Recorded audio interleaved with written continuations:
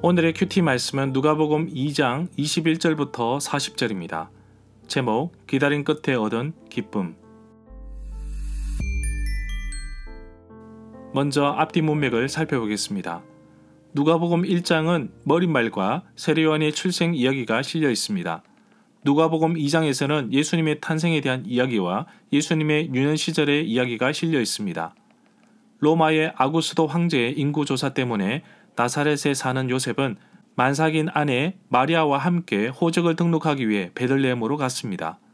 다윗의 자손으로 오실 메시아가 베들레헴에서 태어날 것이라는 미가 5장 2절의 예언이 그대로 이루어졌습니다. 많은 사람들의 이동 틈에 있었기 때문에 요셉과 마리아는 머물 집을 구하지 못하였습니다. 아기 예수님을 마구간 구유에 눕혔습니다. 그 당시 천대받고 소외받았던 목자들이 아기 예수님이 머문 곳으로 달려와 만나게 됩니다. 유대인들은 남자 아기를 낳으면 8일째 되는 날에 할례를 행하고 이름을 짓습니다. 예수님도 당시의 결례를 따라 행하는데 오늘 말씀의 주된 내용입니다. 그리고 예수님을 만난 나이든 두 사람이 소개됩니다. 시몬이라는 의롭고 경건한 사람은 하나님께서 이스라엘을 위로하실 때를 기다리던 사람이었습니다. 메시아를 보기 전에 결코 죽지 않을 것이라는 성령의 말씀을 믿고 기다렸습니다. 시므온은 아기 예수님을 안고서 구원을 베푸시는 하나님을 찬양합니다. 또 오랫동안 혼자 살면서 성전을 떠나지 않았던 84세의 과부 안나도 금식하며 하나님을 섬기는 가운데 아기 예수님을 만나 하나님께 감사하였습니다. 아기 예수님은 고향 나사렛으로 돌아왔고 건강하게 잘 자라셨습니다. 문단을 나눠보겠습니다. 21절부터 24절은 아기 예수님의 정결의식, 25절부터 38절은 아기 예수님을 만난 시므온과 안나, 39절부터 40절은 나사렛으로 돌아오다.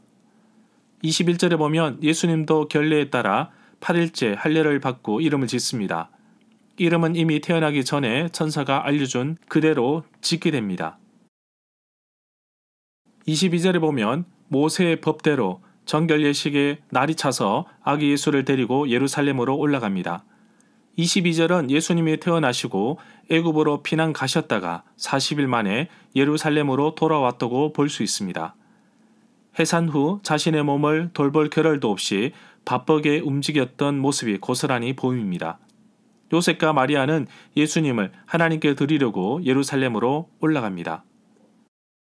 여기에서 눈여겨볼 대목이 있습니다. 마태복음과 누가복음을 비교해 가면서 예수님의 행적을 살펴봅시다. 마태복음에서는 동방 박사들이 헤롯을 만난 이후에 베들레헴으로 향하게 됩니다. 그리고 헤롯은 자신의 정권 유지를 위해 2살 아래의 어린 아기들을 죽이게 됩니다. 요셉은 헤롯을 피해 도망을 가야 했는데 해산한 지 얼마 되지 못한 마리아는 갓난 아기 예수를 품고 애굽으로 떠나야만 했습니다.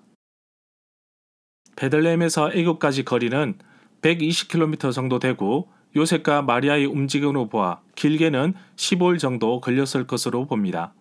모세의 법에 따라 8일째 할례를 행하여야 하는데 누가복음에서 말한 것과 같이 헤롯이 있는 예루살렘으로 갔다기보다는 애굽으로 가는 길에 할례를 행하지 않았나 봅니다.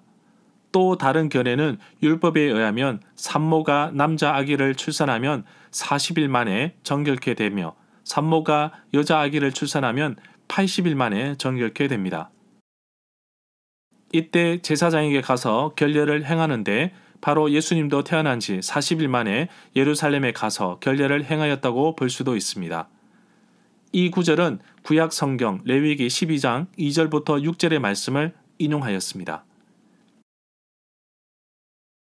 23절에 보면 예루살렘에서 결례를 행한 것은 율법에 기록되어 있기 때문입니다. 출애굽기 13장 2절과 13장 12절에 기록되어 있습니다.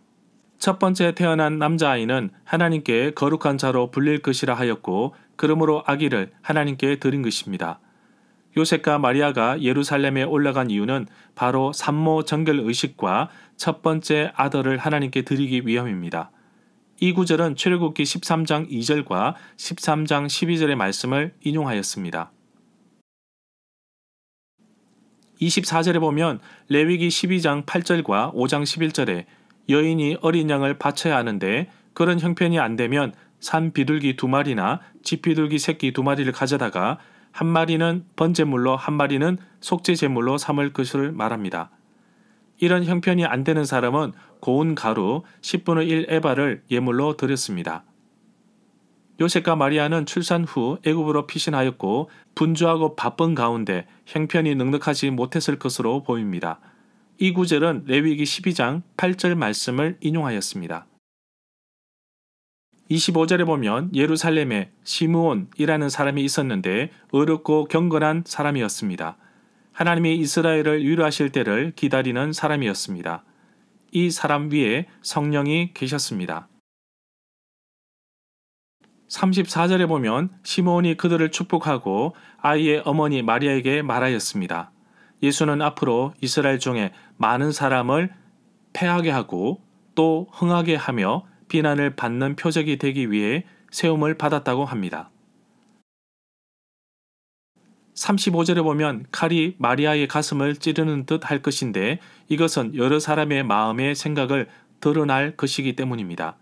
앞서 세례 요한이 출생 때에 그의 부친 사가랴가 아이에 대해서 말한 것처럼 시몬도 예수 그리스도의 앞길에 대해서 잘 말해주고 있습니다. 바로 그 사람의 정체성을 표현해주는 아주 중요한 구절입니다. 36절부터 37절에 보면 또 다른 여인이 등장합니다.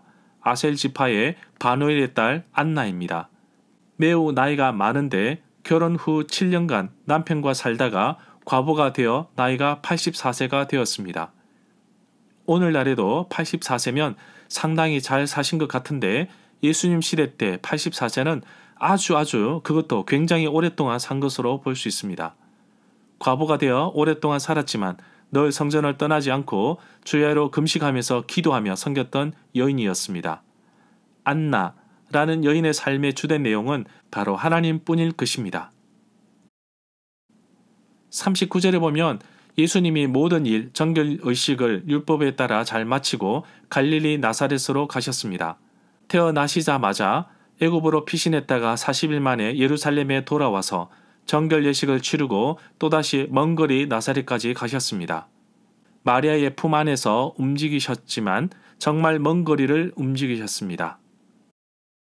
이 구절에서 나사렛으로 돌아오시다 라는 구절이 나오는데 여기에서는 1장 26절 그리고 56절 2장 4절에서와 같이 나사렛이 요셉과 마리아의 본 동네로 되어 있습니다.